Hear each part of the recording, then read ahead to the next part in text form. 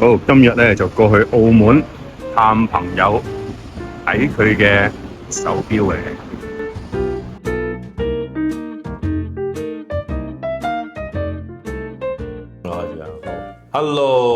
Hello，Jonas，喂，今日我哋嚟到咧，唔係我哋，係我嚟到咧澳門咧探我朋友 Jonas。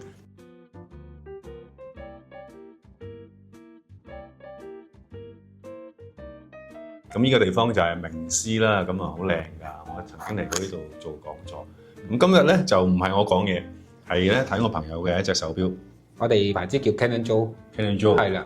呢個牌子嘅名咧就係其實我哋有total 加埋我有三個人嘅，三個人，即係我有兩個 partner 嘅。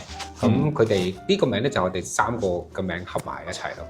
創造呢個牌子出嚟咯。我 Joe 就你啦。係啊 Joe 就我啦。哦。KEN 就係 Kenny 啦，有個叫 Lauren 啦。哦，唔係我喎。你另外嗰兩個拍檔都係玩錶嘅。係啦，係啦。好似都係跟你學整錶。係啊，因為都係上個堂去認識嘅。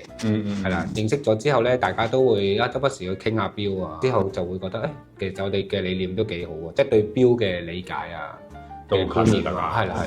你哋三個咁一齊合作啊，咁樣點樣嚟到咁嘅款嘅錶咧？上堂嘅時候啦，有班同學啦，跟住發覺原來好多學生都中意古董錶啊。係嗰陣時就開始覺得有好多人都會欣賞以前啲古董錶，直到有個機遇去遇到一啲廠商啦，跟住咧就可唔可以實現呢個願望出嚟啦？可以有啲錶係俾人遺忘咗啊，未必咁多人知道啊。我哋可唔可以復刻佢出嚟咧？去可以用大眾化嘅價錢，可以俾多啲人去戴得到呢啲咁靚嘅設計。咁當然啦，之後我哋品牌都會出自己 design 嘅一啲手錶咯。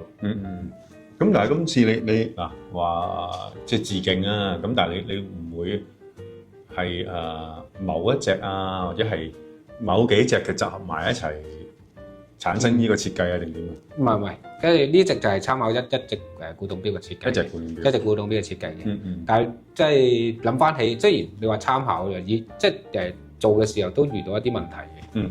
係啦，有時即係個錶盤嘅顏色嘅調整啦。跟住即係就想講個顏色咧。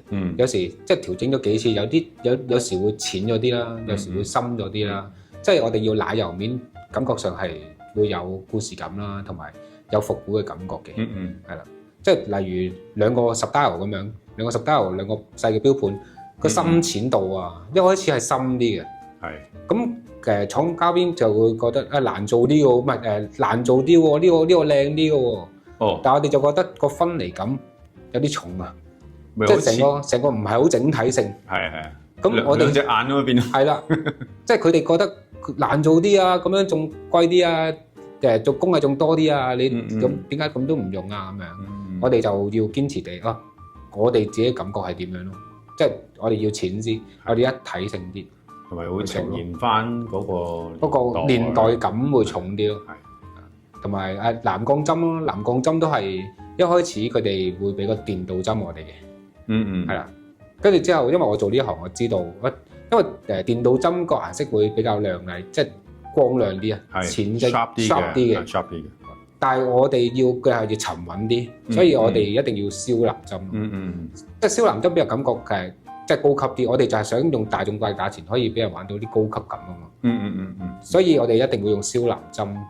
燒藍又同埋嗰個又係一個手藝咧。係啦，即係燒藍，即係睇翻歷史就係其實點解會有燒藍針咧？就係錶匠就覺得原來高溫燒成嘅藍鋼可以有一層氧化物，可以令到佢提高個防腐能力啊。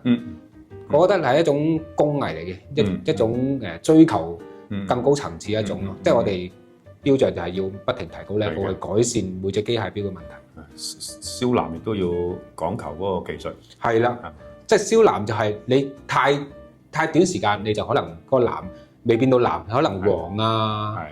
橙啊，但係你太耐嘅話咧，又可能係紫啊、黑啊，即係好講求時間同埋嗰個溫度啊，好似燒雞翼咁樣要啱啱，即係要啱啱好，燶咗，啱啱好先可以做得咁靚咯。係啊，即係我覺得有呢個故事性喺度。同埋啱嘅，你想將舊年代嗰啲工藝表現出嚟啊嘛。係啦。咁用翻呢啲針咧會好啲嘅。係啊。亦都係啲人，即係啲工藝啊咁樣係好嘅。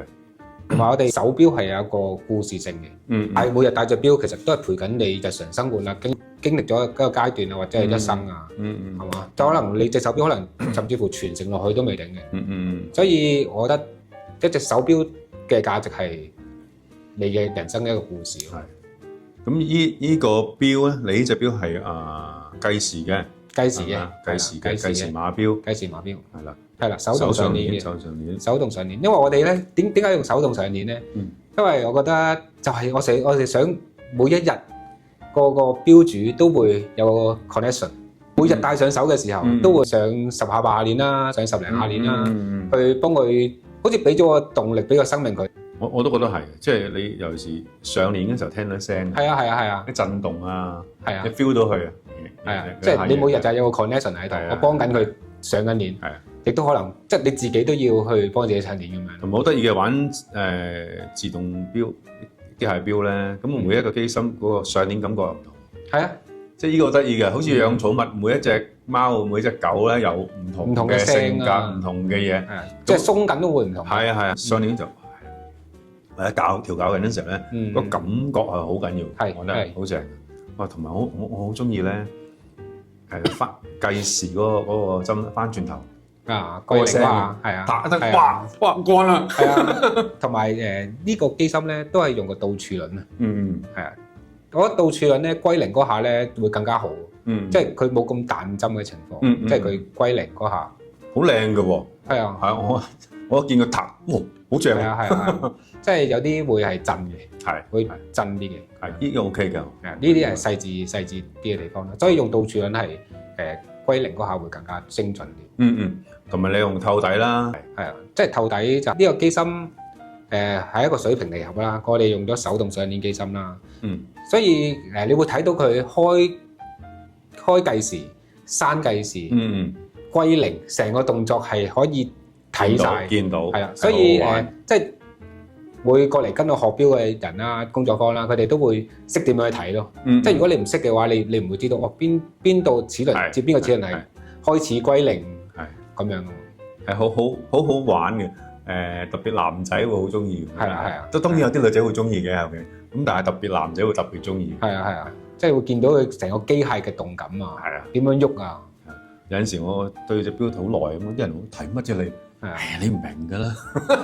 即係我做整錶咧，我成日都會帶住個 eye glass，即係嗰個放大鏡啦，去維修隻錶咧，其實係你再加埋呢個放大鏡去睇隻錶咧，更加靚啊！成件事係唔同嘅，所以我好中意咧。有陣時夜晚啊，臨瞓前咧就拎隻機械錶就聽下佢，係啊，好好聽我覺得。跟住夜晚，如果透底嗰啲，好似你隻咁透底，慢慢睇，哇！放大鏡啦，都一定有啦。我哋咁樣睇啊，好好睇，好滿足嘅。即係睇下佢走動嗰個情況，係啊，即係油絲點樣擴張，點樣伸展，係啦，好得意㗎，即係其實我做咁耐，我喺呢行做維修做好耐啦，做10幾年啦，我都覺得好佩服發明嗰個人，係，即係佢真係好叻先可以發明到，好叻嘅，即係當然咧都要經過幾百年嘅演化，去慢慢發明，即係由可能用中流開始，慢慢發明到而家去手錶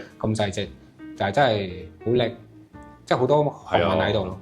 我覺得有陣時諗到已經好得人驚。係啊，做得到出嚟，跟住仲要做喎，你諗就算啦，仲要做到先得人驚喎。係啊，即係去到現代呢一刻，我哋有咁多機器、咁多科技，都會明啲啊，做到。以前喎，我覺得好神奇喎。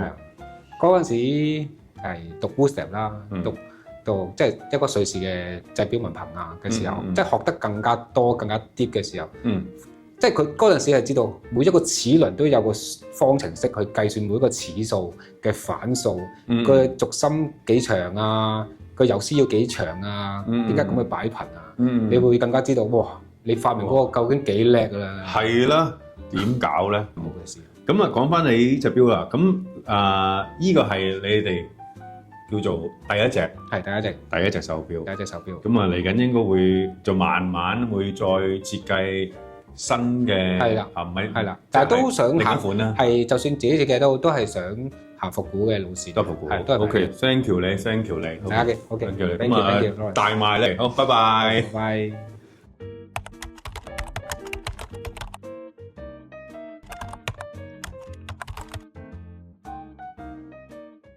呢個咧係一個錶袋嚟嘅，我哋咧都自己去設計啦一個錶袋啦，因為我哋覺得即係如果木盒嘅話咧，或者係一個盒嘅，好多時都擺喺屋企嘅。我覺得啲錶袋咧係可以帶出去啊，旅行又好，出街又好咁樣咯。所以我哋都 design 咗呢個錶袋咯。